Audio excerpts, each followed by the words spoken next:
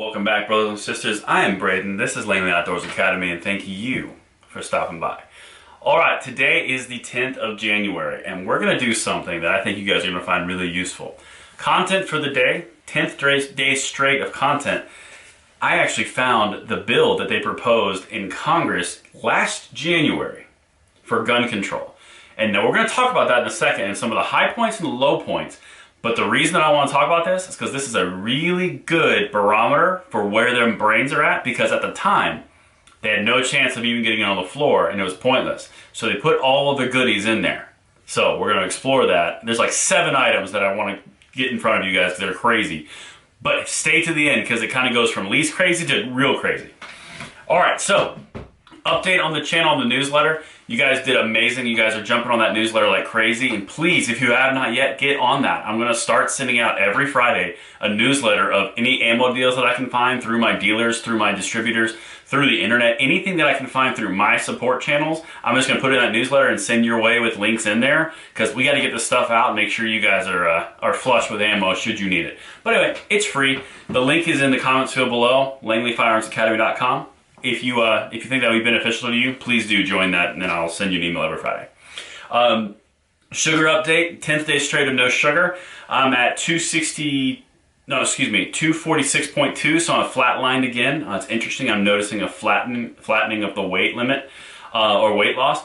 But the interesting thing is, I'm still a lot clearer, I feel good, don't feel groggy, I'm a lot overall healthier, I can just feel it. So good things on that. If you're looking at doing that, check it out.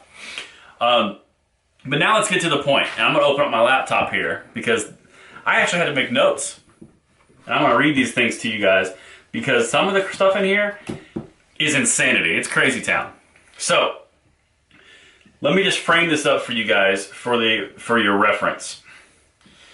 This is House Resolution 5717. The name is Gun Violence Prevention and Community Safety Act of 2020. Oh, sounds so wholesome. What could go wrong? Let's find out. Alright, so here's the thing. Like I told you previously, this is from 2020. This is January of 2020. I think it was 30th of 2020.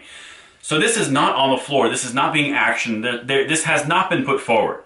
However, they did upload this to the Library of Congress on the 30th of last year. Now, the reason I'm touching on this twofold. One, it tells you where the brains are at, what they want. Because this is a bill that had no chance of getting on the floor under a Trump administration and a Trump Congress. Not a chance. So they put it in there, everything that they'd like it to be before they did any amendments and changed everything. So this is kind of like their wet dream. This is their perfect world. That's the first thing. The second thing is, if they took the time to upload this and the details that they put in this thing, I'll be honest with you, if you guys want a long, slow, boring read, this is a good option. But they put in so many manufacturers and so many details. This took time, and they're not going to waste that time. So they'll probably use this as a framework. But that's why I'm going through it. So let's do it. So the top kind of 7 things I popped out on. Check this out. And I'm going to minimize myself so you guys actually see the actual verbiage. License to own firearms and ammunition. So basically, an individual shall be able to receive a license under the section if the individual hits all these different marks, which are very similar to what they are now. It's a little bit older. It's 21 years instead of 18.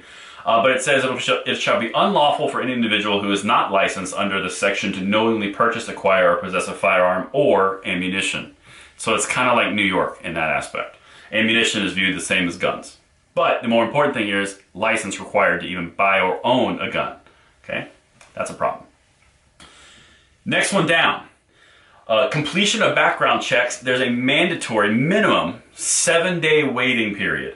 So essentially, it's a week before you're getting that gun. Doesn't matter what it is. Even if you pass, even if you have no criminal record, no matter what, you're waiting 7 days. The next one down.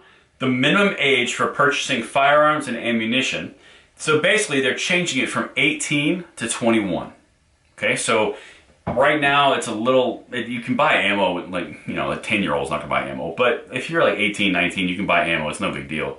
But right now here, they're saying, nope, you got to be 21 years of age to buy a gun or ammunition. Okay, that's the key. They keep on hitting the ammunition. So now let's go to the next one. As I said, we're getting a little progressively worse. Restrictions on assault weapons and large capacity ammunition feeding devices. Okay, translate bullshit, Amir. You can't have assault weapons. Remember how in two or three videos ago I told you assault weapons? And you can't have large capacity magazines. Now, large capacity in their mind is anything over 10, 5 to 10, depending on which degree of crazy blue you are. So sometimes 5, sometimes 10.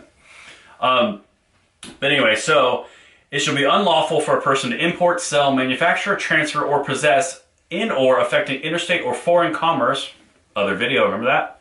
A semi-automatic assault weapon.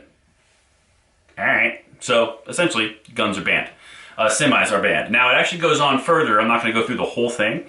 But it basically says in here, AR-15 style rifles and AK-47 style rifles, completely gone.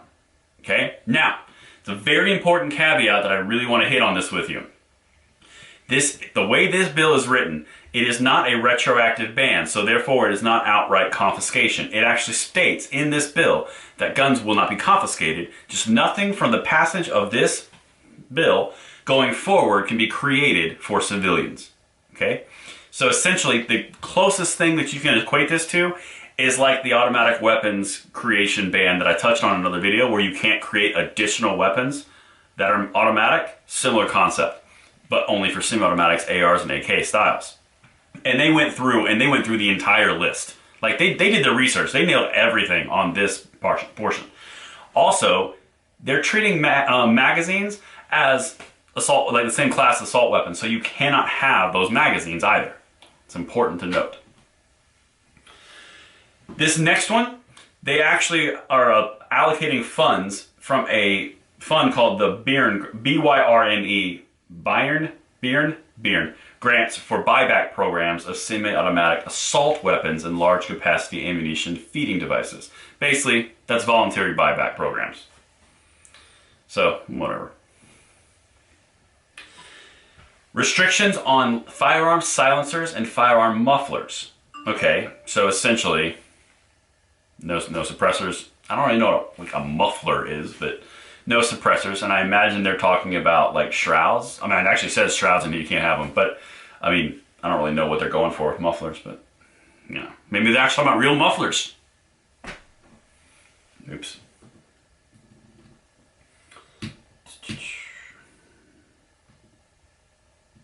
Boom, boom. All right, and here is the humdinger, the kicker. Imposition of tax. Ooh, that sounds promising, doesn't it? There is hereby imposed upon the sale by the manufacturer, producer, or importer of the following articles a tax equivalent to the specified percent of the price for which so sold. Articles taxable at 30%. Pistols, revolvers, firearms other than pistols and revolvers. Any lower or frame receiver or for a firearm, whether semi-automatic pistol, rifle, or shotgun that is designed to accommodate interchangeable upper receivers. Articles taxed at 50%, shells and cartridges. So, translate, any single gun that they've not said is no longer legal in this bill is going to be taxed an additional 30%. Any ammunition across the board for any firearm taxed at 50%, shells and cartridges. That covers all of it. So, essentially, they're banning stuff. You can't have certain additional stuff. You're going to pay for the stuff we allow you to have. You have to have a license for it. And you have to be over 21, so we're changing the age. Now, some things I'm going to mention to you in here that are a little bit different. I mean, like they weren't as a big a deal as those top 7 I wanted to bring to you, but one of them, for example, is additional requirements for licenses, random spot checks, inspections for retailers. So at any one point in time, they can constantly be under this scrutiny to, if they're doing something wrong or doing something incorrectly, at a much higher level. So now it's like, you know, pretty federally important, but now it's going to be like, did you hold your record for 7 years? Do you have a photo on file of the individual who bought it? Do you have everything in a specific firearm safe, specifically fireproof safe, specifically XYZ? So essentially, think about it like all the guns that they're going to have, they have to be in a safe instead of on a display, right? So translate that into real world. Like, this is not ideal. Like, what they're doing is they're trying to kill the supply chain. Again, the taxes. Now, one other thing that I really want to bring forward, The license to own a gun, it actually says in this bill, in the verbiage, it says you can have a license pending written test, proficiency test, knowledge test, and I think there's one more, and being over the age of 21, all those things. Now, here's the other thing about licensing with written tests and proficiency tests. Please see Jim Crow and early 1940s, 1930s, 1950s southeastern United States, where everyone can vote, they just didn't pass the test. All the answers are right. Yeah, but I didn't feel they passed the test, so they can't vote. Hello? Here's the problem with that. In case you didn't catch that, that analogy I just brought it for you directly from history, recent history. If you put contingencies and you put requirements on a specific right and freedom, it is no longer a right and a freedom, it is now a privilege that you are granted. Privileges are granted by a government and can be taken away by a government. Rights are guaranteed and cannot.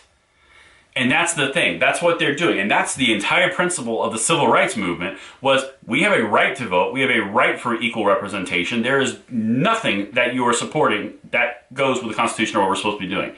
Same principles here. I'm going to put a test in front of you. I'm going to tell you if you passed or you didn't pass, and that affects your ability to utilize your Second Amendment rights. Okay, guys, any red flags going off on this? But anyway, that's what I got for you today. Don't forget to check the newsletter. Leave comments in the field below if you think this is something that was good, if you guys think this is a good framework where they're going. But let me know. But until then, I'll see you tomorrow on day 11 of 31. Until then, stay safe. See you tomorrow.